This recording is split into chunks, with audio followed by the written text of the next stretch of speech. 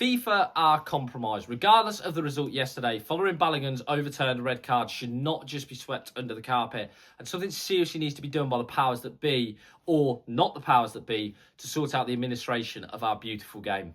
Hello everybody and welcome back to Full House Sports. Here myself, Charlie. Reminder before the video starts to please like, comment and subscribe. Anything you guys do is greatly appreciated as I try and become a one-man sports news bandwagon. Now, for as long as I have been alive, FIFA has been a corrupt organisation. So how on earth has this been allowed to continue? How on earth are we now in 2026 and we've now got a FIFA president who came in on a promise of change, came in on a promise of out of the old regime?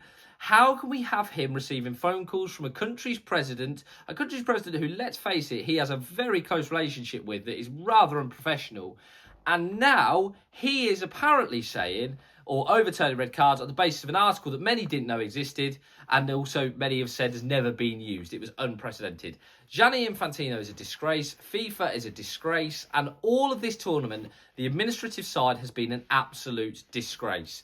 And yet nobody is calling it out, or some are, but what are we actually doing about it? What can be done about it, I guess, would be the other response. Now, look, before I go any further, this isn't political in terms of Trump. I don't particularly have any, I don't want to put my views on Trump on the channel because they're nuanced and whatever else, and it's not related to sport. But Infantino's determination to cozy up to Trump has been disgraceful from a guy who is supposedly an independent, non-biased body. He has, let's face it, given them the Club World Cup, which was a bizarre tournament where there was empty stadiums. This World Cup, which, listen, you don't complain, CONCACAF hadn't had one for a while. I'm not against that idea, but the whole build-up has been disgraceful. I can't get involved with the Iranian team's visas. All right, no problems, but I can get involved with USA team's red cards. That's what we're dealing with here. That's the weight of the issues we're dealing with. Referees denied visas on borders. Yes, it's a shame, but that's not the problem. And this is a date of issues that has gone back. You can trace back all the way back to the Sepp Blatter days. I remember in 2011 or 2010, I think it was then, was it 2009? Either or.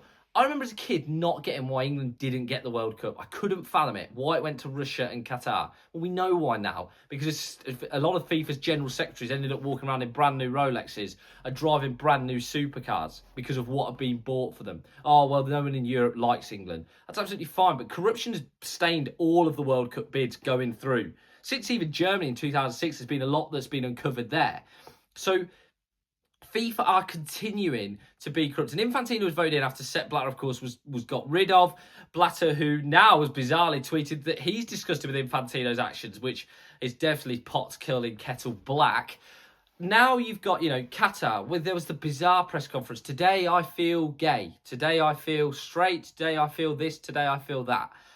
It was bizarre from Infantino, and it was another example of him refusing to acknowledge that he had made an error giving the tournament to a country whose human rights record was downright disgraceful. That was 4 years ago. 4 years before that is in Russia. Now, we know what's happening currently with Russia, but let's not forget there was still a situation going on in the Crimea at that point, before even the Russian full-scale invasion of Ukraine.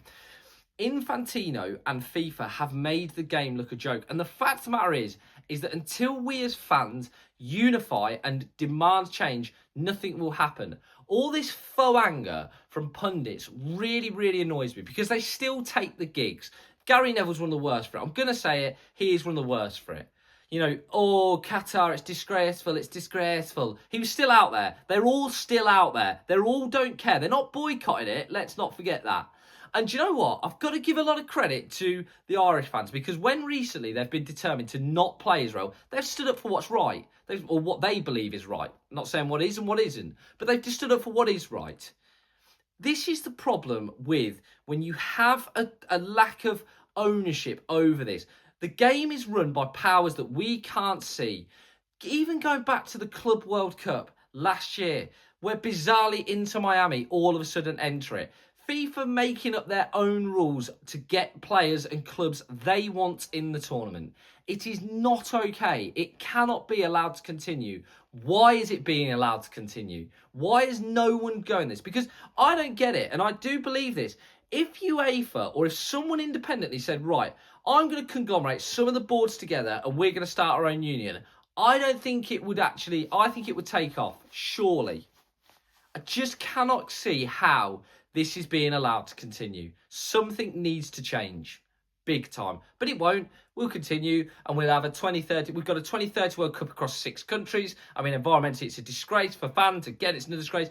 And then 2034, we're back in the Middle East with Saudi Arabia. That sums up what we've got for the next 8 years. So what on earth is going to happen? Who is going to change this? And how do we change this? Because it can't go on. We as fans are the bottom of the list for them, guys, and they're supposed to run our game. Something needs to change. As always, guys, let us know what you think. Please like, comment, and subscribe. Anything you guys do is greatly appreciated. It's try and become a one-man sports news bandwagon. Viva la revolution, as they say.